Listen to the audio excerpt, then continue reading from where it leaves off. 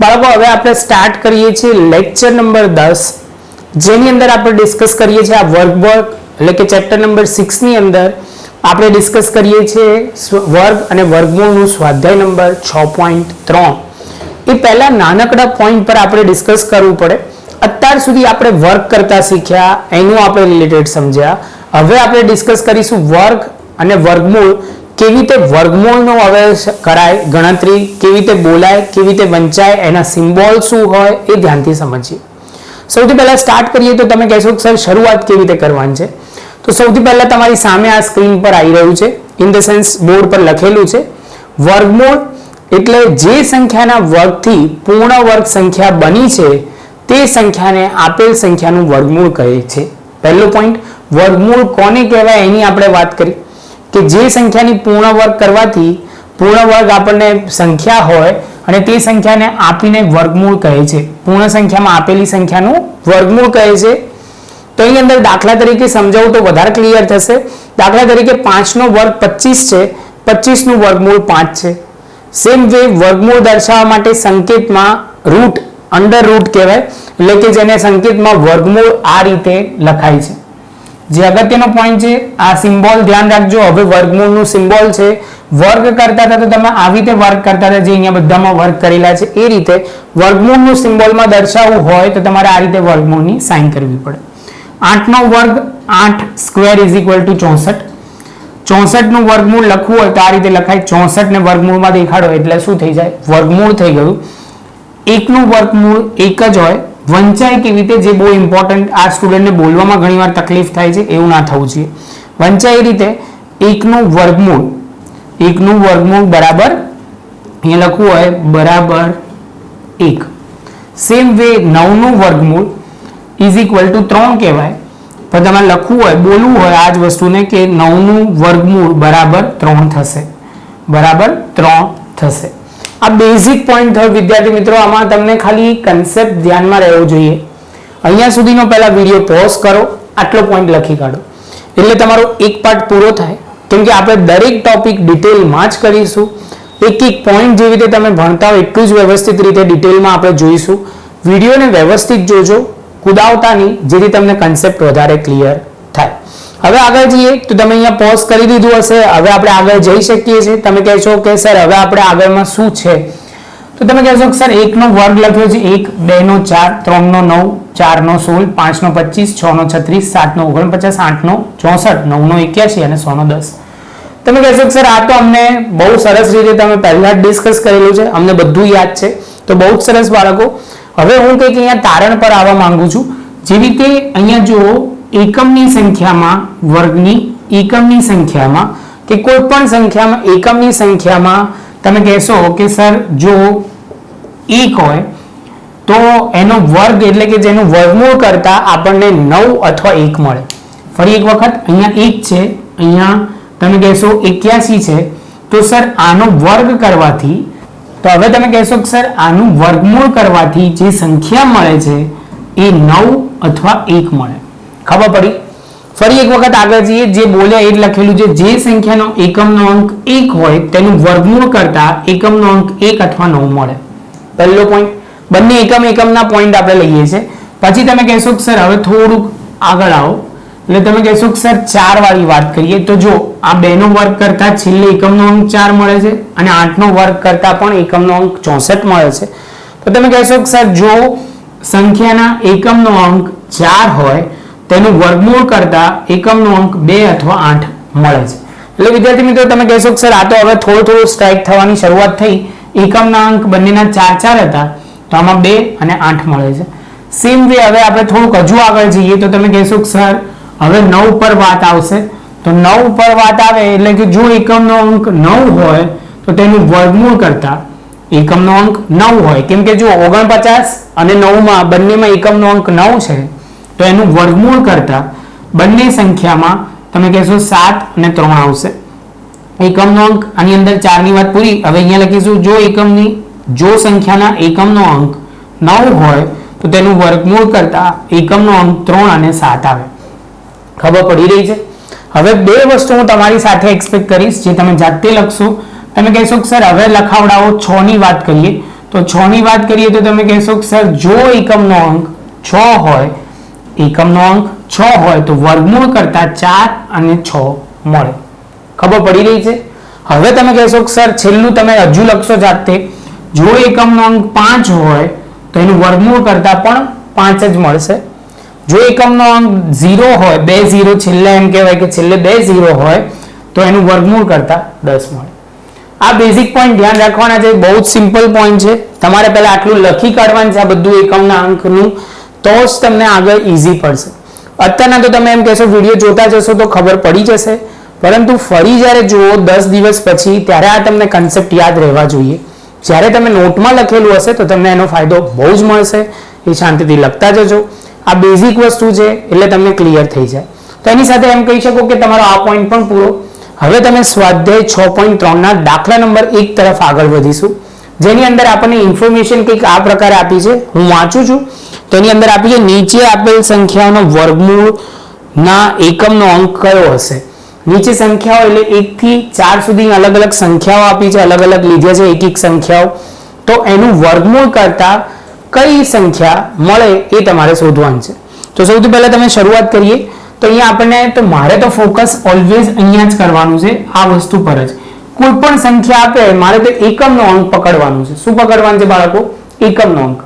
તમારે પણ અહીંયા જ ધ્યાન આપવાનું છે કે આ 1 છે, 6 છે, 1 છે અને 5 છે. એની પર જ ફોકસ કરજો જેથી તમને સરળતા રહે. આગળ ગમે તેટલી સંખ્યાઓ આપે એનાથી આપણને કોઈ ફરક પડતો નથી. તો હવે તમે કહેશો કે સર શરૂઆત કરો. સૌથી પહેલા 9801, તો અહીંયા લખીએ 9801 નો એકમનો અંક 1 છે. એકમનો અંક 1 છે એટલે હવે અહીંયા લખીએ. તેથી હવે આપણને 1 નું તો ખબર છે, 1 અને 9 પણ લખવું પડશે. 1 ગુણ્યા 1 એ પણ 1 અને 9 ગુણ્યા 9 81. બંનેમાં એકમનો અંક 1 છે. તેથી વર્ગમૂળ કરતા, ભૂસી કાઢીએ વધારાનું, વર્ગમૂળ કરતા 1 અથવા 9 આવે. 1 અથવા 9 આવે એકમનો અંક. જો હવે ફરી એકવાર લખી કાઢીએ. તો આમાં લખ્યું છે કે આપણે પહેલા શું લખ્યું?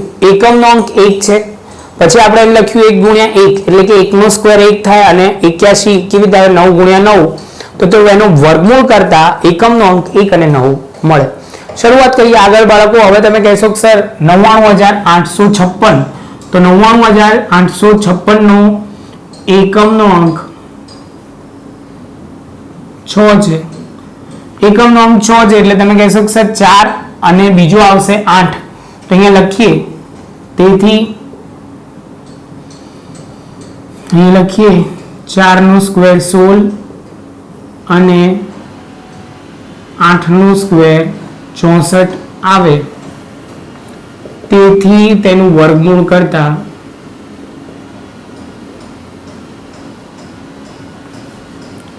એકમનો અંક કેટલા લખશો? 4 અથવા 8 આવે.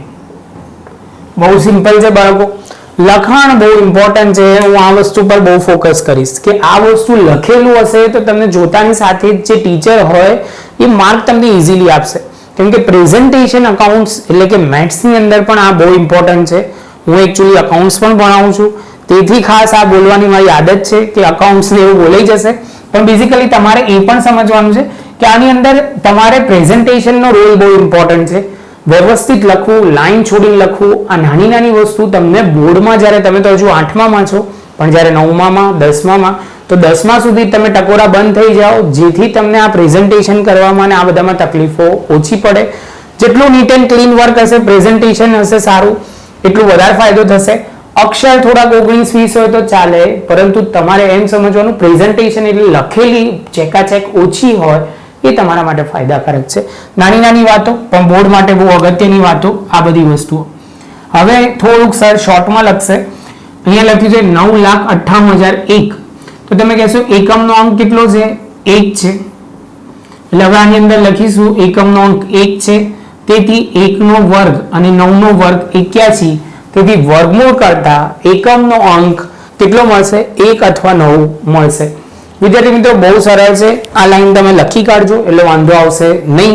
થોડુંક તમને પણ કરાવડાવીશ જેથી જેથી તમને પ્રેક્ટિસ થાય, બહુ જરૂરી છે. પછી એનાથી આગળ જઈએ. તેથી અહીંયા આગળ જઈએ. હવે અહીંયા લખ્યું છે મોટી સંખ્યા, જેનાથી મને કોઈ ફરક પડતો નથી. મારે તો જોવાનું એકમનો અંક શું છે? 5 છે. એટલે તમે લખશો અહીંયા એકમનો અંક 5 છે એટલે 25. એટલે તમે કહેશો કે સર 5 નો સ્ક્વેર કરતા 25 મળે, તેથી તેનું વર્ગમૂળ કરતા તમે કહેશો કે સર વર્ગમૂળ કરતા એકમનો અંક 5 મળશે. તો એની સાથે વિદ્યાર્થી મિત્રો આપણો આ સમ નંબર કહી શકો 1 6.3 નો પૂરો થયો. બાકીની જે બે વસ્તુ મેં નથી કરાઈ એના તમે મને આન્સર નીચે લખીને આપજો. બીજી વસ્તુ ફોટો મોકલવાનું ભૂલતા નહીં. આટલું લખી કાઢો. હવે આપણે સમ નંબર 2 સ્ટાર્ટ કરીશું. પહેલા એક વખત આને હું ભૂસી કાઢીશ, તમે એને પોઝ કરીને પહેલા આટલે સુધી સમ પૂરો કરો, પછી આપણે આગળ જઈએ. વિદ્યાર્થી મિત્રો હવે સ્ટાર્ટ કરીએ છીએ સમ નંબર 2. આજે આ લેક્ચરની અંદર 3 સમ કવર કરીશું, એટલે સ્વાધ્યાય 6.3 ના 3 સમ પૂરા થશે. પછી એક સમ લેતા જઈશું, કેમ કે સમ થોડાક મોટા છે. ફોકસ કરીએ આની પર. તો 6 એટલે કે સમ નંબર 2 ની અંદર જે ઇન્ફોર્મેશન છે એ પહેલા મારે થોડુંક લખાવવું પડશે, જેની અંદર આપણને એવું કહે છે કે સમજો આ જે પૂર્ણ વર્ગ બહુપદી જે આપી છે, આ બધી પૂર્ણ વર્ગ કર્યા જેનો એકમનો અંક 0 1 4 9 6 5.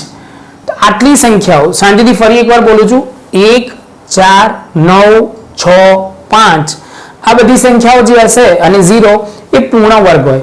જો એનો એકમનો અંક આ બધી સંખ્યાઓ સાથે ચાલુ થાય તો તમે એમ કહી શકો કે સર એ જે સંખ્યા આપી છે એનું વર્ગમૂળ કરતા પણ તમને એ સંખ્યા પૂર્ણ વર્ગ હશે. ખબર પડી રહી છે? તો તમે એમ કહેશો કે સર આની અંદર લખ્યું છે જો એકમનો અંક હોય તો તે સંખ્યા પૂર્ણ વર્ગ છે, એટલે કે એનું વર્ગમૂળ તમે કાઢી શકશો. એ અગત્યનો પોઈન્ટ છે. આનાથી ઊંધું કહીએ, એથી કહી શકો આના સિવાયની 2 3 7 અને 8 હોય તો પૂર્ણ વર્ગ સંખ્યા નથી. એની સાથે તમે એમ કહી શકો કે સર આ કન્સેપ્ટ તમે લખી કાઢો, પોઝ કરો ને લખો.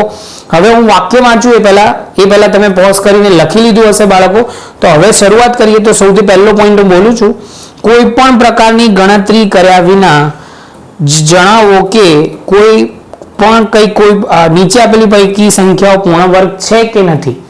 તો સૌથી પહેલા તમારે કોઈ ગણતરી કરવાની નથી. તમારે ફોકસ એટલું જ કરવાનું છે કે સર એકમના અંક પર ફોકસ કરો. મને આગળ કઈ સંખ્યા આપી છે એનાથી કોઈ જ ફેર નથી પડતો. મારે તો આ છેલ્લી એકમના અંકની સંખ્યા જોવાની છે. 3 એટલે તમે કહેશો કે સર અહીંયા એકમનો અંક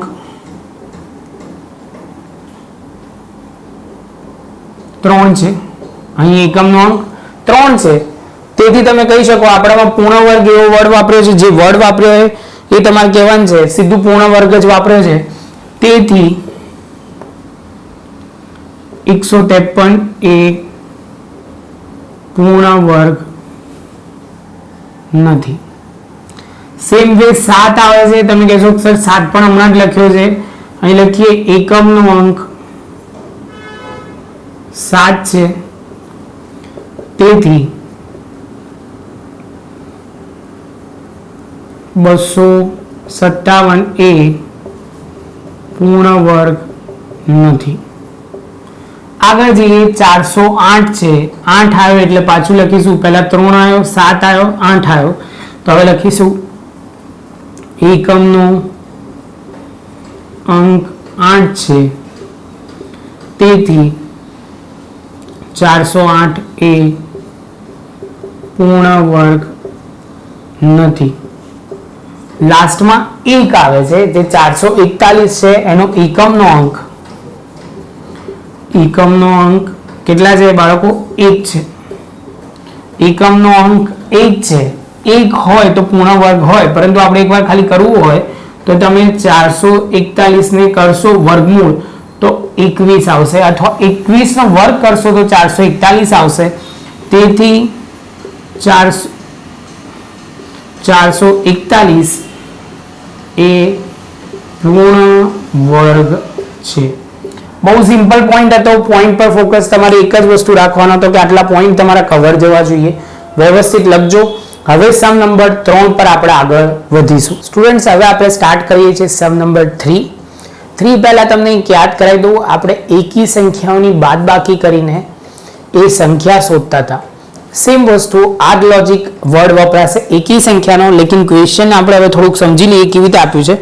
પુનરાવર્તન બાદબાકીની રીતે 11 અને 169 નું વર્ગમૂળ મેળવો. સૌથી પહેલા તમારે સમજવાનું છે કે તમને એ તો ખબર જ છે કે 100 નું સર વર્ગમૂળ કરીએ ને તો 10 આવે અને 169 એટલે કે એનું વર્ગમૂળ કરો તો 13 આવે. એટલે હવે દાખલામાં એ તો ક્લિયર જ છે કે સર 10 સંખ્યાઓ એકી જવાન છે, તો પહેલું 1 લખ્યું, પછી 3, પછી તમે 5, 7, 9, 4 તો થઈ ગઈ, 5 થઈ ગઈ, હજુ બીજી 5, તો તમે કહેશો કે સર 11, 13, 15, 3 થઈ, હવે 17 અને 19 સુધી માઇનસ એટલે કે છેલ્લે 19 - 19 આવે તો દાખલો સાચો કહેવાય. આ આપણી સમજ માટે આપણે લખીએ છીએ. આ તમે દેખાડો ના દેખાડો એ તમારા પર છે. એક્ઝામમાં રફ કામમાં ક્યાંક દેખાડવાનું યા પેન્સિલથી લખવું ને ભૂસી કાઢવું, આ વસ્તુ એ છે. કેમ કે એવું કીધું નથી કે દેખાડો, આ આપણી સમજ માટે છે. સૌથી પહેલા શરૂઆત કરીએ તો તમે કહેશો કે સર 100 લખો, 100 - 1 99, 99 - 3 એટલે 96, 96 - 5 એટલે 91. આ તમારા પહેલા 3 નો પોઈન્ટ પૂરો થયો, જે તમારે ધ્યાન રાખવાનો છે. પછી તમે આગળ જશો તો એમાં લખશો 91 - 7 84, પછી 84 - 9 75. હવે તમે કહેશો કે સર આટલું પતી ગયું, 9 સુધી પતી ગયું, હવે 11 માઇનસ કરવાના છે તો 75 માઇનસ બાળકો કેટલા કરશો 11, તો 4 અને 1 માઇનસ કરશો એટલે 64. હવે તમે કહેશો કે સર 13 લેવાના છે તો 64 - 13 51. થોડું કામ જ રાખીએ એટલે તમને સમજવામાં સરળતા રહે. આટલે સુધી ક્લિયર થાય. પછી તમે કહેશો કે સર 51 માઇનસ કેટલા છે 15 તો આવશે 36, 36 માઇનસ 17 એટલે 19 અને છેલ્લે 19 માઇનસ 19 એટલે 0. જે તમારે ધ્યાન રાખવાનું છે વિદ્યાર્થી મિત્રો, જે સ્ટેપ છે ખાસ દૂર એટલે જોઉં છું કે તમને પ્રોપર દેખાય.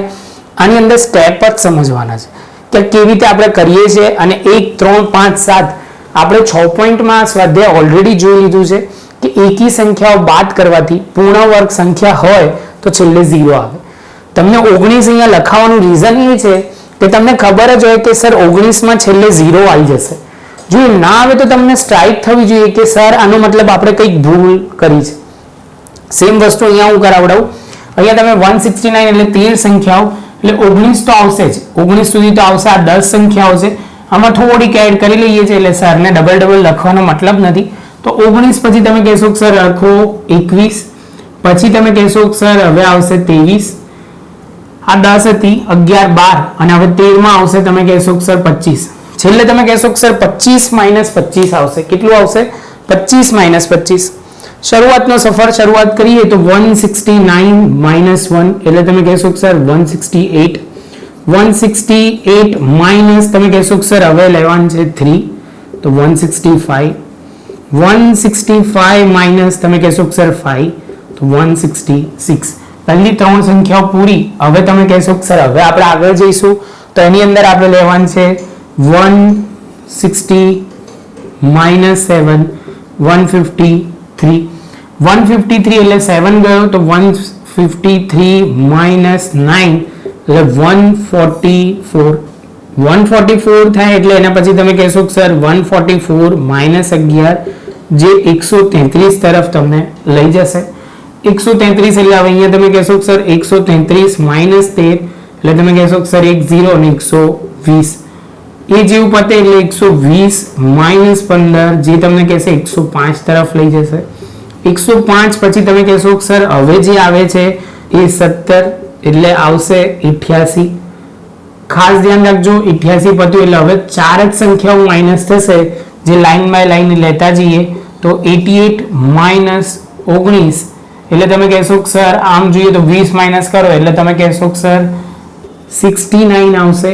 69 પછી તમે કહેશો કે સર હવે 21 તો જે આવશે 48 એટલે કે 48. પછી તમે કહેશો કે સર 48 માઇનસ 23 એટલે આવશે 25, 25 માઇનસ 25 એટલે આવે 0.